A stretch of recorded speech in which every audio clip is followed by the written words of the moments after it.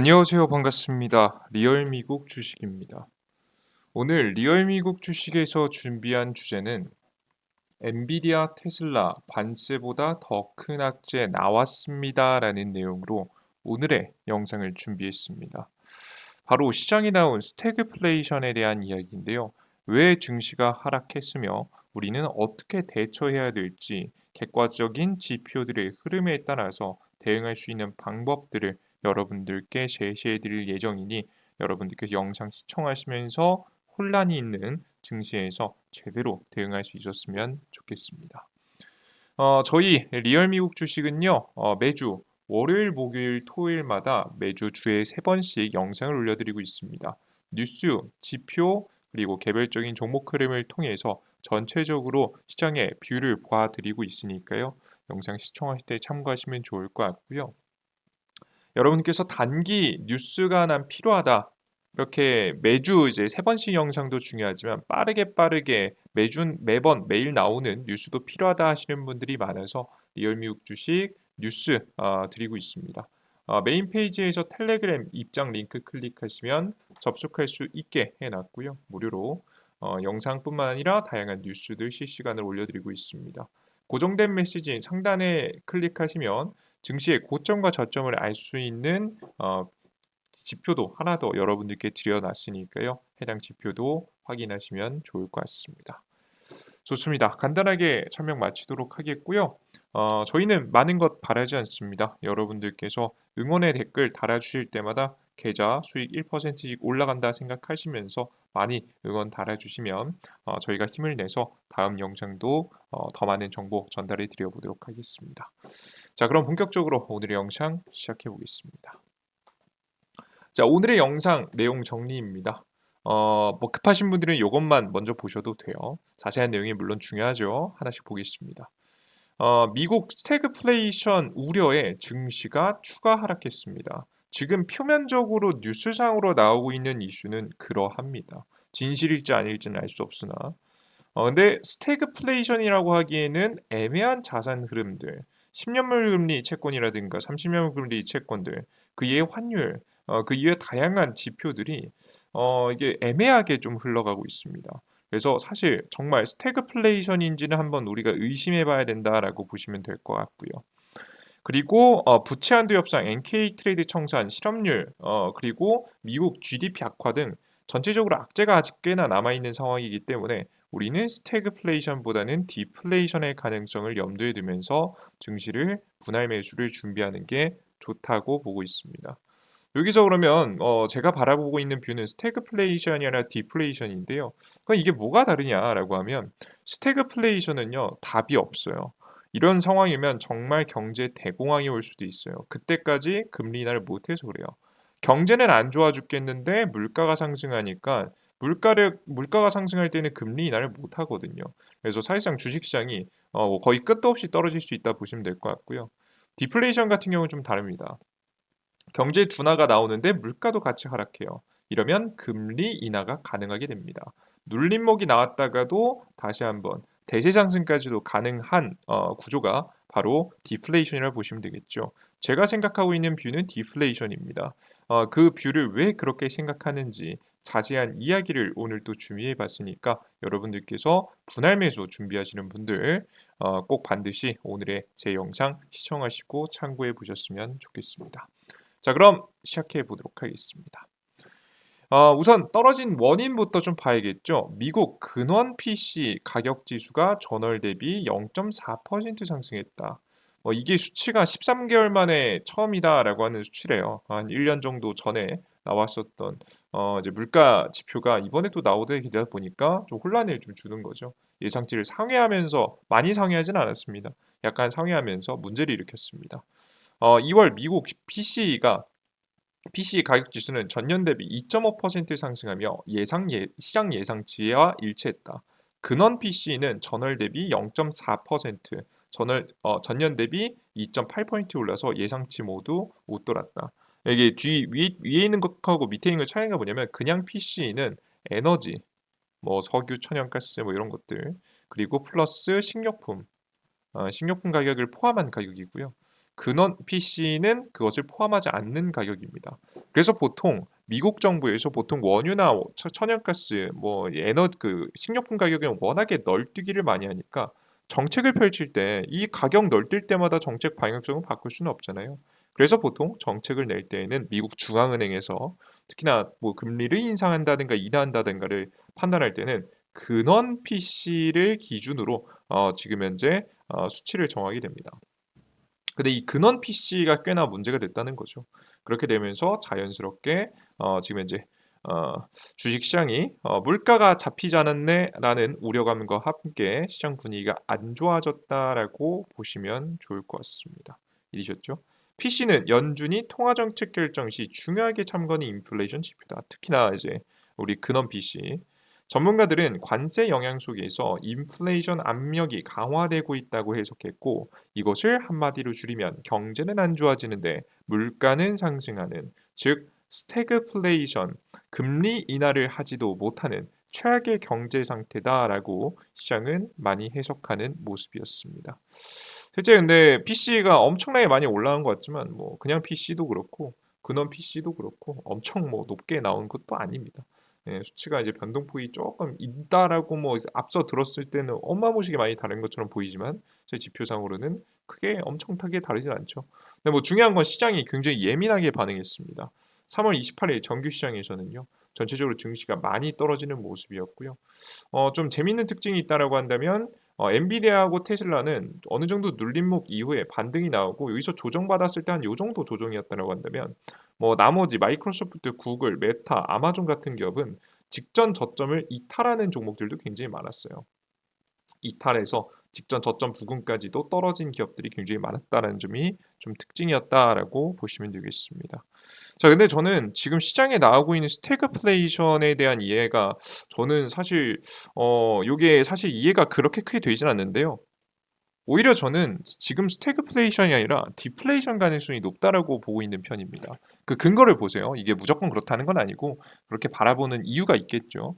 일단 최근에 이제 스태그플레이션이 나온다라고 말은 나오고 있긴 한데요. 도널드 트럼프 미국 행정부의 관제 정책 불확실성 속에서 스태그플레이션 우려가 다시 고개를 들면서 미국의 금 가격이 굉장히 신고가를 기록했다. 보이시죠, 그죠? 예, 이런 내용이 나오고 있는데요. 근데 여기서 중요한 점이 금 가격만 오른 게 아니었습니다. 최근에는 이제 오늘 최근에 나왔던 이제 가격에 재밌는 점이 좀 발견이 되는데요. 10년물 금리도 채권 가격이 올라가는 모습들. 저희 10년물 금리는 떨어지는 모습들, 채권 가격은 올라가는 모습들. 그러니까 즉 미국의 국채를 매수하는 수급들이 나오기 시작했다는 내용입니다. 근데 보통 스태그플레이션이라고 한다면 금리가 내려가지 않거든요. 금리가 유지되거나 살짝 올라가는 모습을 보여주지, 이제 금리가 떨어지는 모습을 보여주진 않는데, 저는 금리가 떨어지는 모습들을 봤을 때, 그러니까 채권 수요가 증가했다는 부분을 봤을 때는 확실히 이 지금 스태그플레이션으로 해석하는 게 맞는지에 대해서 의문을 가져볼 필요가 있다라고 보시면 되겠습니다. 이 부분에 대해서는 자세히 뒤에 또 설명해 드릴 거니까 잘 보시고요. 그리고 이번에 스태그플레이션 우려가 너무 좀 과도하다고 생각이 되는 게 뭐냐면 우리가 보통 관세 부과 전인 2월 데이터를 가지고 만든 지표입니다. 그러니까 이게 관세 때문에 이 물가 데이터가 높게 나왔어요라고 하기에는 사실 3월달, 4월달에 물가를 부과했기 때문에 사실 이 해석도 좀 애매하죠, 그죠? 그래서 우리가 진짜 관세 때문에 물가가 올랐어요라는 걸 진짜 확인하려면 3월 데이터 3월에 관세가 일부 부과가 됐잖아요. 캐나다하고 멕시코. 이때 부과됐었던 부가 내용이 반영이 되는 4월 CPI 그리고 4월 중순에 나오는 CPI, 4월 말에 나오는 PCE 지표가 굉장히 중요해질 것으로 보여집니다. 이해되셨죠? 그래서 요걸 진짜 확인해야 진짜 지금 스태그플레이션인지 아닌지 확인할 수 있다라고 보시면 돼요. 아시겠죠? 자, 여기까지는 알겠고, 기본적인 내용 설명드렸고요. 제가 이번 스태그플레이션이 의심되는 이유를 간단하게 좀 정리해봤습니다. 하나씩 봐드릴게요. 시장은 스태그플레이션을 외치고 있지만 직전 하락과는 다르게 10년물 금리도 같이 큰 하락을 보였습니다. 10년물 금리가 하락한다는 내용은 금리를 금리가 떨어질 가능성이 높다라고 사람들이 생각해서 베팅하고 있는 거예요. 저 근데 스태그플레이션은 뭐죠? 아까 전에 여러분들께서 보셨던 바와 같이 스태그플레이션이란 물가가 잡히지 않으면서 물가가 계속 상승할 거라는 우려, 실제 잡히지 않으면서 금리 인하가 불가능해지는 거잖아요. 그래서 실제 스태그플레이션 분위기 속에서는 금리 가격이 크게 떨어지지 않습니다. 근데 이번 하락은요, 10년물 금리가 오히려 떨어지는 모습을 보여줬죠. 확실히 스태그플레이션이라고 하기에는 시장 반응이 좀 다르다라고 좀 보시면 좋을 것 같습니다.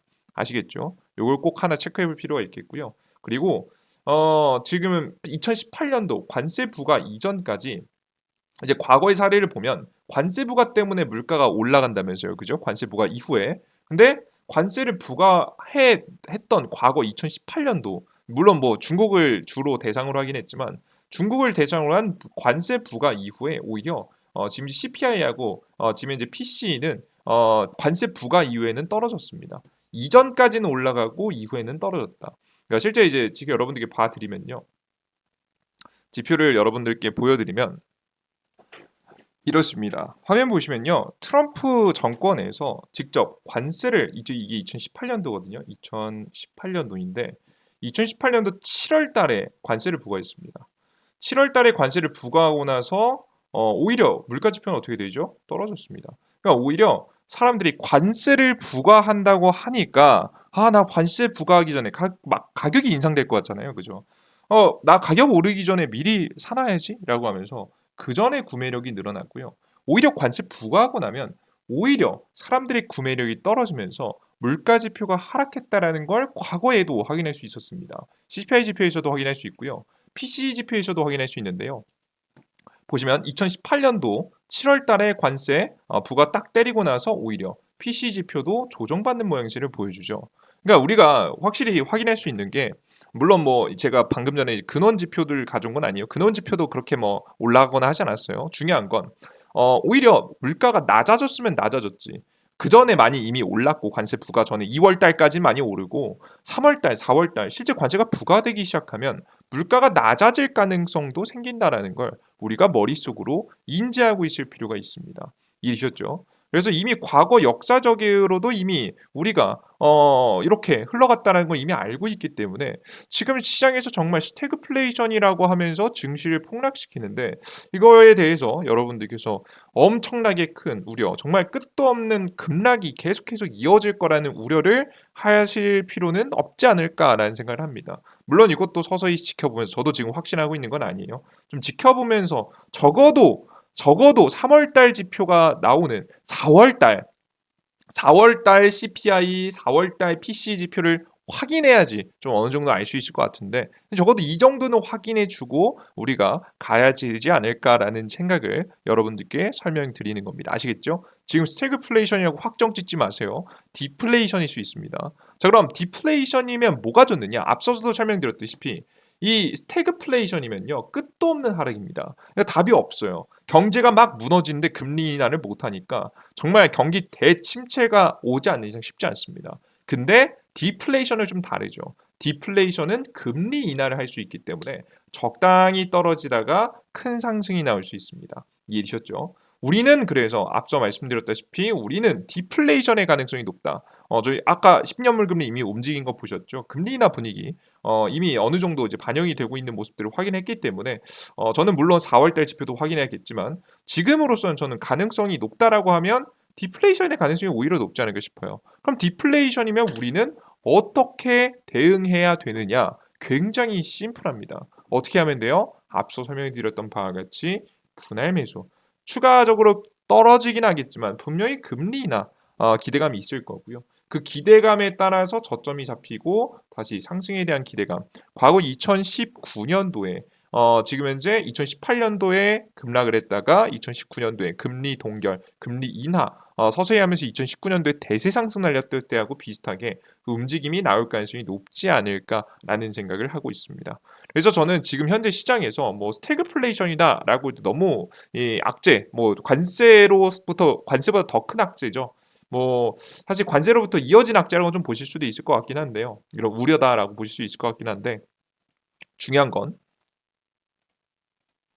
스태그플레이션이 아니라 디플레이션인 것 같다. 몇 가지 신호를 좀 더 확인하면서 우리가 디테일하게 잡아갈 필요가 있겠다. 그러면 우리가 디플레이션이라면 분할 매수 대응하면 된다. 엔비디아든 이 빅테크 기업들이든 천천히 테슬라든 천천히 저점에서만 잘 매수해주면 정말 좋은 전략이 될 수 있을 거라고 생각이 드니까요. 우리 투자자 여러분들은 마음만 급해지지 마시고 천천히 매집하세요. 이해되셨죠? 지금으로서는 빠르면 4월, 5월, 6월 중에 저점 자리가 잡힐 것 같은데 아마 이게 저점 자리가 잡히는 타이밍이 아마 5월이 가능성이 높지 않을까라고 예상이 좀 돼요. 왜 그런 것이냐라고 하면 부채 한도 협상에 대한 것도 아마 4월 달보다는 5월 달 가능성이 높습니다. 4월 달에 세금이 들어오니까 급하지 않을 거고요. 5월 달 정도 돼야 TGA 잔고가 마르면서 5월 달에 이제 협상이 적극적으로 진행될 가능성이 매우 높습니다.